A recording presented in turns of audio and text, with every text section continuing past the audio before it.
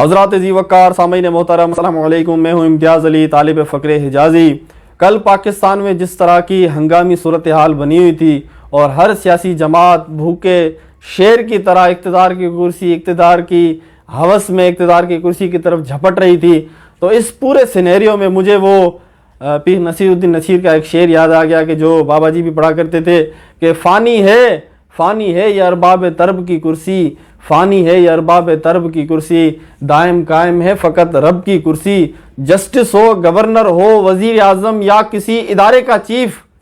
دیمک کی لپیٹ میں ہے سب کی کرسی۔ ہاں کوئی بات نہیں، کل تک جو بیٹھ کے کہتے تھے کہ ہم یہاں سے فرانسیسی سفیر کو باہر بھیج دیں تو اس کا یہ مطلب ہوگا کہ جناب ہم یورپی یونین کے ساتھ پورے تعلقات ختم کرنا چاہتے ہیں۔ نتیجہ پھر یہ نکلے گا کہ پاکستان میں جناب فائنینشیل کرائسس آ جائیں گے، معاشی بحران آ جائے گا۔ تو میں نے کہا امید کرتا ہوں کہ یورپی یونین اور پوری مغربی دنیا کے ساتھ تمہارے تعلقات اب بڑے اچھے چل رہے ہوں گے۔ ہاں کوئی نکلا، نصیب کی بات ہے نا، یہ انسان کے اپنے بس کی تو بات ہے نہیں، کوئی نکلا حضور کی عزت آبرو کے واسطے اور کوئی نکلا اپنی عزت آبرو کے واسطے۔ ہاں لیکن حضور کی عزت کی بات آئی تو صرف زبانی کلامی مذمت کرنے کو ان کی جناب وہ منہ کے اندر چھالے پڑتے تھے، اب جب اپنی عزت کی باری آئی تو پوری اسمبلیاں تحلیل کر دیں۔ ہاں امر بالمعروف کے جلسے بھی منعقد ہو گئے۔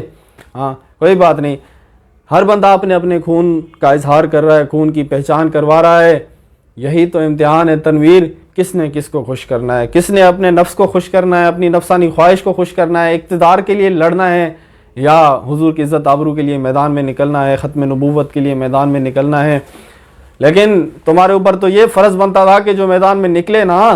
ان کی تم مدد کرتے، ہاں ان کی بات کو تم مانتے۔ تم نے الٹا ان کے اوپر ظلم کروایا، روزے کی حالت میں ان کو شہید کروایا، روزے کی حالت میں ان کو زخمی کروایا، ہاں بیویوں کو بیوہ کیا، بہنوں کو بھائیوں سے جدا کیا، ماؤں کو بیٹوں سے جدا کیا، تمہیں کوئی حیا نہیں آئی۔ اقتدار کی ہوس اور اقتدار کا نشہ تمہارے اوپر اتنا غالب آیا ہوا تھا کہ آنکھوں پہ ایسی پٹی آ گئی کہ تمہیں دکھائی نہیں دے رہا تھا کہ 4 یا 5 سال کے بعد اسی عوام کے اندر جا کر مجھے دوبارہ بیٹھنا ہے، اسی عوام کے اندر جا کر مجھے ان سے ووٹ لینے ہیں۔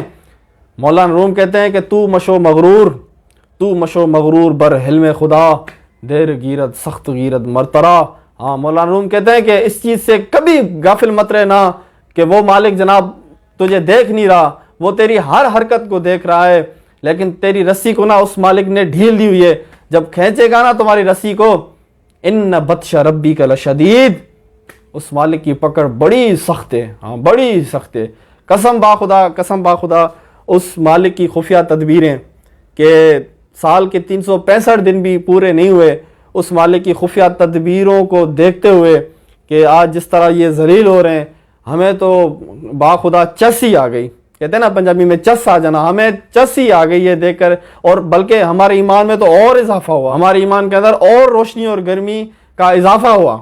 ہاں ہمارا کل بھی تمہیں یہی پیغام تھا، آج بھی یہی پیغام ہے، اور تا صبح قیامت ہمارے اس روشن نظریے کے رکھنے والا جو بھی شخص ہوگا وہ تمہیں یہی پیغام دے گا، یہی اذان دے گا کہ کامیابی جناب امریکہ کے قدموں میں جانے سے نہیں ہے، کامیابی رشیا کے قدموں میں جانے سے نہیں ہے، یا کامیابی جناب برطانیہ کے جوتے چاٹنے سے نہیں ہے، کامیابی اس چیز میں کہ ذاق ملت راہ حیات از عشق اوست، ہاں ذاق ملت راہ حیات از عشق اوست، برگو ساز کائنات از عشق اوست۔ اقبال فرماتے ہیں کہ اگر امت مسلمہ کامیابی چاہتی ہے تو امریکہ کے پاس نہ جائے، ہاں یا یورپی یونین کے جناب وہ رونے دھونے نہ بیٹھ کے کرے، بلکہ کامیابی چاہتی ہے تو کی محمد سے وفا تو نے۔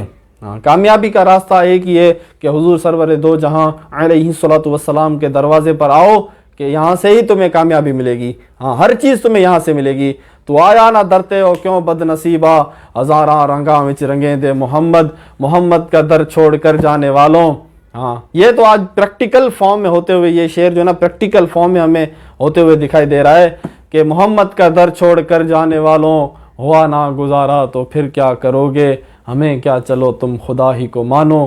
خدا اگر نہ مانا تو پھر کیا کرو گے۔ ہاں اللہ چاہتا تو تمہیں اقتدار دے سکتا تھا، لیکن اس رب کو منظور نہیں تھا۔ آج جب وہ یہ نوٹیفیکیشن ہمیں دیکھنے کو ملا نا کہ جناب ہمارے ذلیل اعظم کو ذلیل اعظم ہاؤس میں آنے سے روک دیا گیا، پرائم منسٹر ہاؤس میں آنے سے بھی روکا جا رہا ہے، نوٹیفیکیشن یہ نکلا نا، قسم با خدا ہمارے سینوں میں نا وہ ایسی ٹھنڈک آئی ہے، ایسا چین آیا نا، کہ وہ کہتے ہیں نا کہ پورے پیسے پورے ہو جانا، ہمارے پیسے پورے ہو گئے، کہ جو ہمارے ساتھیوں نے پچھلے سال شہادتیں دی نا، اس کا نتیجہ ہمیں دیکھنے کو ملا کہ تو کبھی اقتدار کے نشے میں اپنی آنکھوں پہ پٹی باندھ کرنا، ظلم اور بربریت کے پہاڑ مت گرانا، وہ مالک دیکھ رہا ہے، تمہیں فقط ڈھیل دے رہا ہے۔ بہت شکریہ۔ اسلام اور وطن عزیز پاکستان ہمیشہ زندہ باد۔